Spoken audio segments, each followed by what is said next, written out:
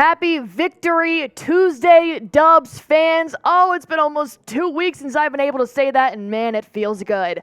I am your Warriors Today host, Allie Barefoot. I got Chugs here as my producer right here to my left, and we are thankfully talking about how the Dubs snapped their losing streak.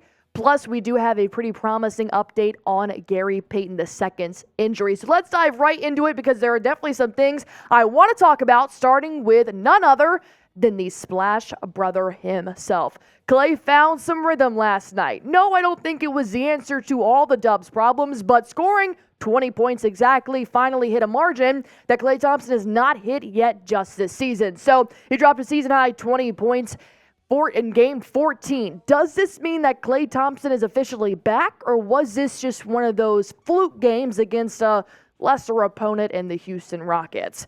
Well, before we dive into it, I want you to go on ahead and like this video if you want to see more Warriors Dubs. They had a 6-game losing streak, so I know Warriors fans really enjoyed to see a 121-116 win over the Houston Rockets, so go on ahead and hit that like button for me.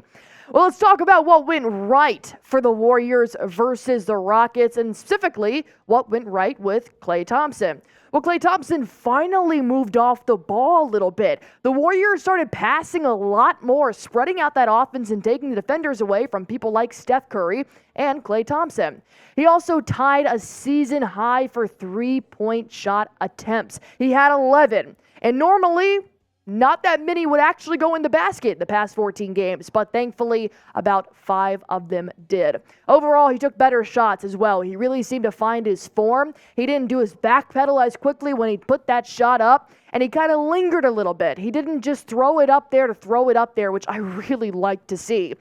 And he took advice from the veterans, from Chris Paul, Draymond Green, even Steve Kerr when he used to play for the Bulls, and none other than his former brother, Steph Curry, the other Splash brother. So these are just a few things that I saw that were different for Klay Thompson, how he achieved 20 points, but he also had 3 assists. He shot 45.5% from the three-point line and 43.8% from the field. The only other time he's had better numbers is when they play the Rockets I think week 3, week 4, and they came out on top with a win. So clearly Klay Thompson's having a good run against the Houston Rockets this season.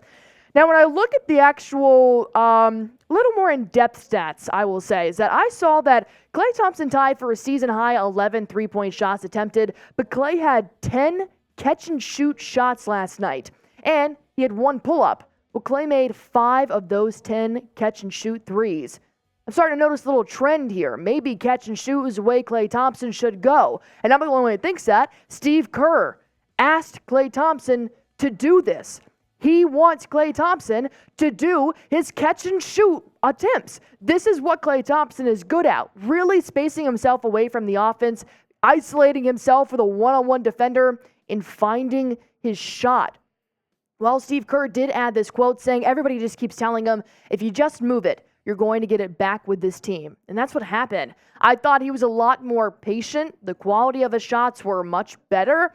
Klay has to get off the ball when he's not open rather than trying to beat his guy one-on-one and take the difficult fadeaway. Well, when Klay Thompson takes a three-point shot attempt from 6 feet or more when he's wide open this season, he's made less than a 3-point shot. He's taken about 1.6 of them, about 2 shots when he's doing that, when he has that 6 feet or more against a defender. Against Houston, he made 3 of those 3-point shots, and he took 5 attempts with those catch-and-shoot draws. Something's working here. Don't try to go one-on-one with your man, Klay Thompson. Get open. Take some defense off of Steph Curry and make those defenders come back to you. He credited Chris Paul for giving him this advice, for telling him, hey, look, I've been there. When I wasn't on the Warriors, we were afraid to play you on whatever team Chris Paul was normally on. And last night against the Houston Rockets, he also had a season-high game. He had 15 points, 12 assists, which actually isn't a season high. I think he did have 13 assists in one game, but 12 assists is still pretty crazy. 6 rebounds, and he shot 60% from the three-point line. So overall, Chris Paul is helping the Warriors become the Warriors again. And I'm going to tell you what Chris Paul had to say to Klay Thompson before the game, and going to give you that GP2 injury update right after I tell you about PrizePicks, our sponsor here on Warriors Today. I'm playing it. Chugs is playing it. Everybody here at Chat Sports is playing it, and here's why you should too. All you have to do is pick between 2 to 6 players, pick their projected stats, and just click more or less. That is literally all you have to do when you have a 50-50 shot at winning some real money. These are my picks for the NBA games tonight, but you can actually combine NBA with NFL, with MLB, with multiple picks to help your odds to win. So we do have Kevin Durant with a nice little Taco Tuesday deal, with Kevin Durant having more than 24.5 points. This is a discount from more than 28.5 points. And of course, I took Joel Embiid with more than 11.5 rebounds, and Trae Young having more than 7 3-point shot attempts. These are my picks. Go ahead and try yours out. Go to prizepicks.com/CLNS. Use promo code CLNS for a first-time deposit match up to $100 to watch yourself win some real money in real time.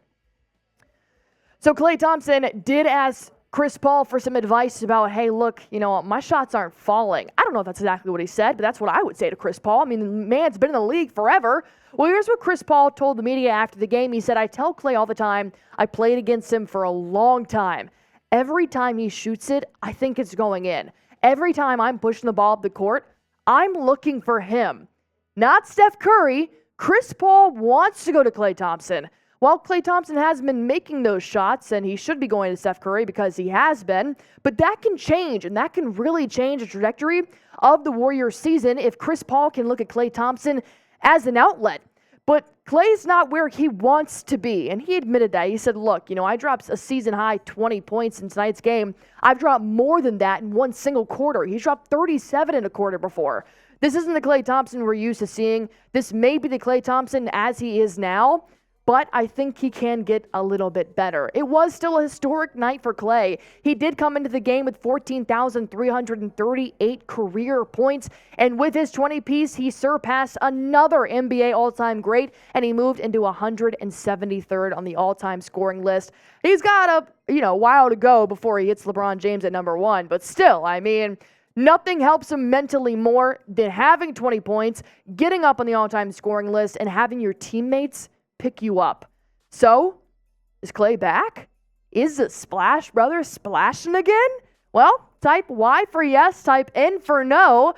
I don't know what back looks like for Klay Thompson. I don't know if we're going to get 2017 or even 2021, but I hope that he's back in the sense that he's going to be averaging the same points that he has been the past few seasons. So I want to go yes, but time will tell against the Phoenix Suns the next game. Speaking of the Phoenix Suns the next game, there is a somewhat positive injury update on Gary Payton II. This is the injury he sustained when they played the OKC Thunder last Thursday. He came down from a rebound, just kind of, that's what his ankle did. That's the best example I can give you guys here. Well, Anthony Slater did give us a better update saying Gary Payton II is close to a return. Steve Kerr said he has a chance to play in Phoenix on Wednesday night, which it's not Draymond Green, but Gary Payton II is a huge defensive asset for the Warriors.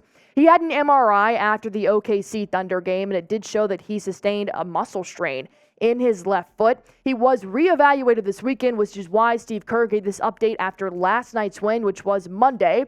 So I am hoping that Gary Payton can at least come off the bench. He may not be playing the minutes that we've seen him play, but I do think he can truly help in a really tough Phoenix Suns game. But it's not up to me. I am not a doctor. Holy shit, I'm not a doctor. So Gary Payton will be day-to-day, and he'll be a game-time decision. Now, on paper, GP2 is not the most flashy player the Warriors have. Everybody knows that. But he makes such a difference when he's on the court, how he defends, when he goes one-on-one, when he plays zones.